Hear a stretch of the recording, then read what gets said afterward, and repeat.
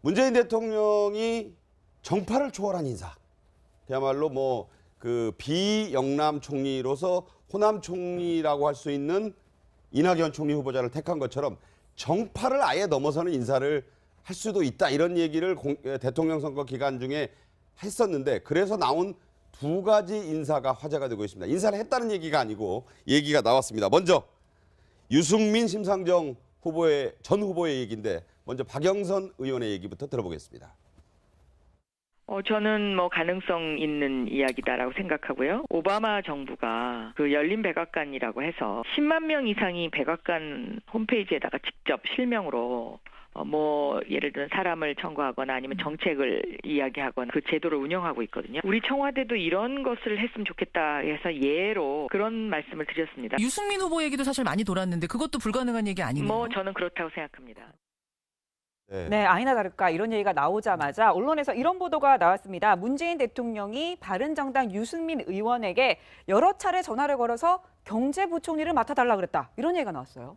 근데 유승민 의원 본인이 그런 제의를 받은 적이 전혀 없다라고 했기 때문에 네. 사실 확인이 좀 필요한 부분이 아닌가 싶습니다. 사실은 이게 진짜로 유승민 의원이나 심상정 의원에게 경제부총리 내지는 노동부 장관의 입각 제의가 이루어지고 실제로 성사되려면 이런 보도가 사전에 나올 수가 없거든요. 네, 이게 네. 그런가요? 돌아가는 거로 봐서는 네. 이게 아무도 모르게 이렇게 입각 제의가 하고 이제 거기서 어떤 합의가 이루어져서 딱 발표가 이루어지면 모르겠는데 네. 사전에 이런 보도가 나왔다는 것은 사실은 그런 일이 성사될 것보다는 무산될 가능성이 훨씬 높아 보입니다. 그래서 김 전 의원 말씀 듣는 도중에 본인 얘기가 이제 화제가 돼서 유승민 의원, 유승민 전 후보 본인에게 물어보고 이런 그 인터뷰를 시도했어요. 그걸 저희가 들려드리겠습니다.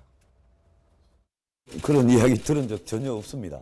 제안이 오지도 않았는데 무슨 그런 이야기 한다는 자체가 저는 왜 언론에 그런 보도가 나는지 이해가 안 됩니다. 일단 언론에 그렇게 나는 게 이해가 안 되고 제안이 안 온 걸 가지고 제가 뭐라고 말씀드리기도 그렇습니다만은 생각 없습니다. 자, 끝에는 이제 제안을 받은 적도 없죠. 생각도 없다. 이게 사실 아까도 나왔지만 조간신문, 한겨레 신문이 더불어민주당 측에서 문재인 대통령이 유승민 의원에게 여러 차례 전화를 해서 경제부총리를 맡아달라고 요청했다라고 보도를 했기 때문에 시작된 거거든요. 이 얘기가.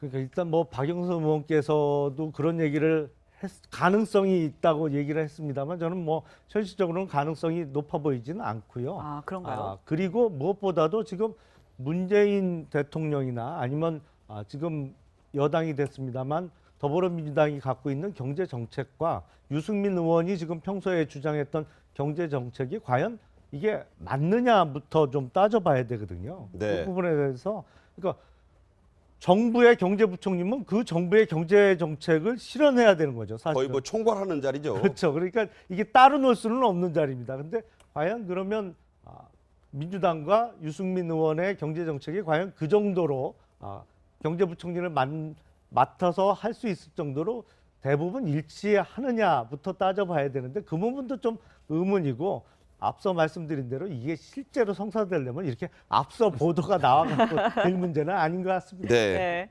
자, 신불리라고 불렸던 바로 정의당의 심상정 대표에게도 이런 제안이 갔다 얘기가 나왔습니다. 바로 노동부 장관 제안이 갔다 이런 얘기가 나오니까 정의당에서는 사실 아니다. 야당이자 공당의 대표가 합리적인 과정 없이 입각 명당에 오르락 내리락 하는 건 상식에 맞지 않다. 이렇게 얘기를 했거든요. 네.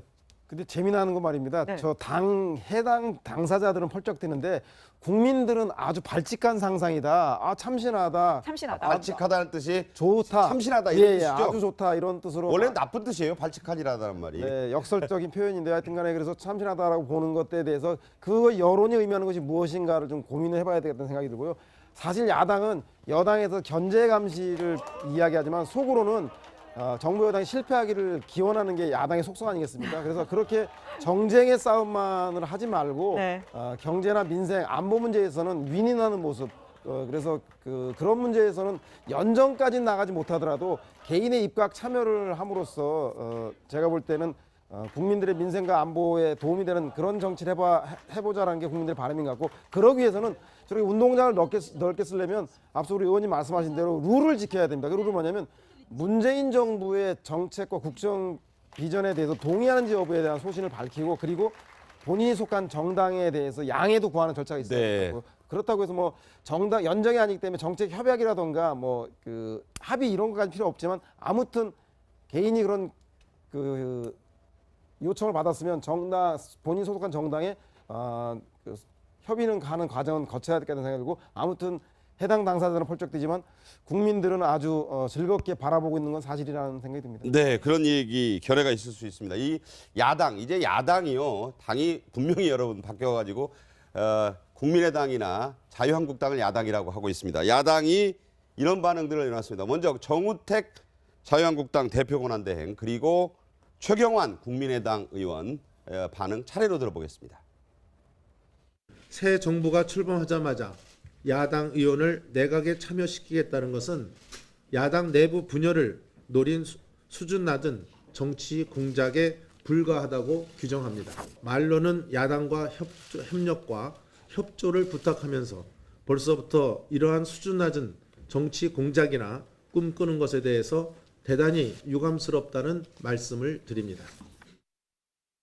문재인 대통령의 청와대와 더불어민주당이 진정한 협치와 연정 의지가 있다면 이러한 연정 협약에 먼저 나서야 합니다. 장관직 몇 자리로 해결될 문제가 아닙니다. 연정 협약 없이 내각에 참여할 야당 의원들도 없을 것이며 그런 정치 공작에 넘어갈 의원들도 없을 것입니다.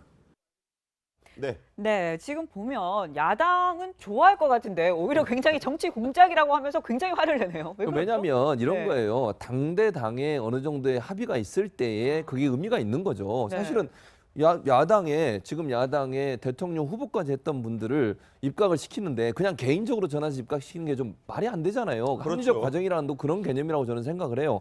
당대당이 그럼 우리가 함께 국정을 함께 동반자로서 가자라고 하는 일정 부분의 당대당의 논의가 있고 네. 그 상징적인 의미로 대통령 후보를 했던 분들을 장관에 임명하는 것은 맞다고 봐요. 외국도 다 그렇게 하는 거 아니겠습니까? 그렇죠. 예. 그러니까 뭐 유럽의 나라들 보면 당대당끼리 일정 부분 어느 정도 연정의 협의라든지 아니면 얘기가 있고 그 다음에 상징적으로 그곳에 있는 의원들을 또는 당수들을 장관에 임명해서 함께 일을 하는 것이고 DJP 연합 때도 마찬가지 아니에요? 김대중 대통령이 당선되고 나서 김종필 총리로 임명했지 않습니까? 그런 여러 가지 상황을 봤을 때는 결국 당대당의 협의가 먼저이고 그 다음에 당대당의 협의 이후에 필요한 사람들을 입각시키는 것이 자연스럽고 뭐 어떤 불만 없이 할 수 있는 방법이라는 생각이 듭니다. 네. 네. 자, 우리 김 변호사 보시기에는 어땠어요?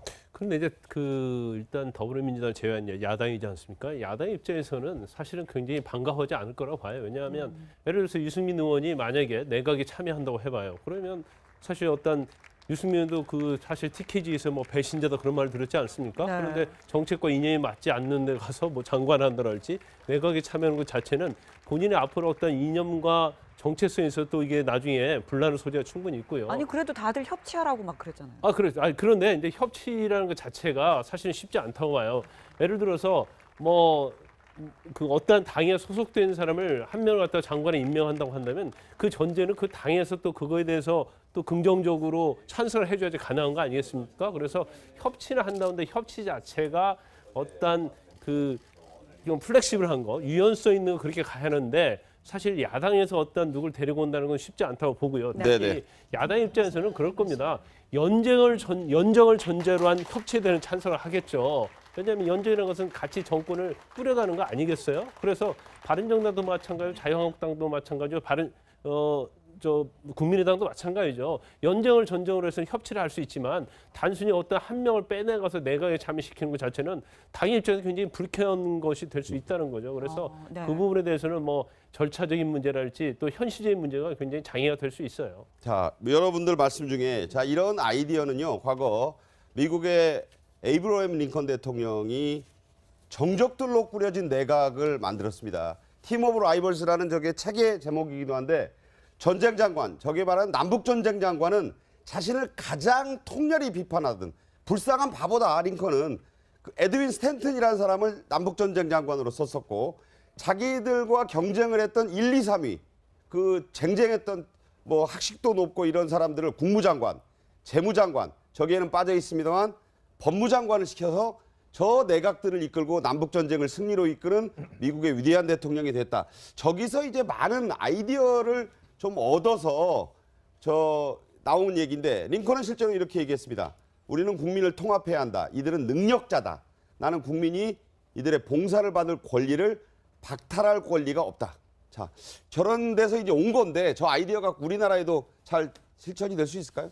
근데 이제 링컨 대통령이 저런 모습 때문에 가장 지금도 미국 역대 대통령 중에 존경받는 대통령으로 뽑힙니다만 적어도 21세기 현대 정치에서 특히 대통령제 국가에서는 연정이라는 개념은 사실은 맞지 않는 원래는 개념이죠. 그건 아니죠. 그렇죠. 예, 연정이라는 개념은 의원 내각제를 실시하는 나라에서 어느 일당이 과반수를 점유 못했을 때 이제 연정을 꾸려서 이제 의원 내각제로서 이제 끌고 나가는 형태고 지금 우리가 논의하는 협치는 지금 제1당인 민주당도 사실은 과반수에 훨씬 못 미치는 의석밖에 못 갖고 있기 때문에 네. 이제 어떤 행정부와 입법부 간의 역할에 있어서 입법부가 협치로서 어떤 도와줘야 될 부분을 좀 이슈별로 정책별로 이렇게 연대해 나가는 의미에서 협치를 얘기하는 것이지 정당을 달리하면서 그 다른 정당 소속의 의원을 입각시켜서 행정부를 꾸미는 그런 의원 내각제하에서의 연정은 조금 생각하기는 어렵습니다. 그러니까 링컨 대통령이 재직하던 기간하고 현대의 개념이 그렇죠. 개념 자체가 조금 안 맞을 수가 있죠. 자, 말씀드린 대로 여러 견해가 있고 이거는 정부의 공식 발표는 아니었고 한 언론의 보도로 이제 화제가 된 부분이에요. 어떻게 보세요? 네, 우리나라에도 대통령 재임에도 불구하고 내각제적 요소인 선거 전 연대를 통해서 통합내각을 꾸린 적이 있죠. 네. 김대중, 김종필, 소위 말하는 DJP 연대가 DJP 연대. 네. 그렇기 때문에 저는 충분히 가능하다는 생각이 들고 다만 선거 전 연정이든 선거 후 연정은 가능한데 그 연정이 어렵다라면 개별 입각을 하는 과정에서 저는 오히려 야당도 계속적으로 국정을 발목 잡고 국정을 비판한다라고 하는 남을 비판자 입장이 있기보다는 한 국정의 운영에 참여를 통해서 집권 경험을 쌓아나가고 그리고 국민들로부터 신뢰를 획득해 나가는 과정들이 오히려 현재 야당으로서의 기능들을 하면서도 정부와 소통할 수 있는 통로를 만든다는 측면에서 개별 입각 정도는 소수를 허용하는 것도 국민들이 바라는 관점에서는 환영할 일이 아닌가 긍정적으로 검토해 볼 수 있다는 생각이 듭니다. 민주당이 야당하실 때 좀 협조 좀 해주시지 그랬어요. 저한테 얘기하지 민주당이 얘기하셨죠.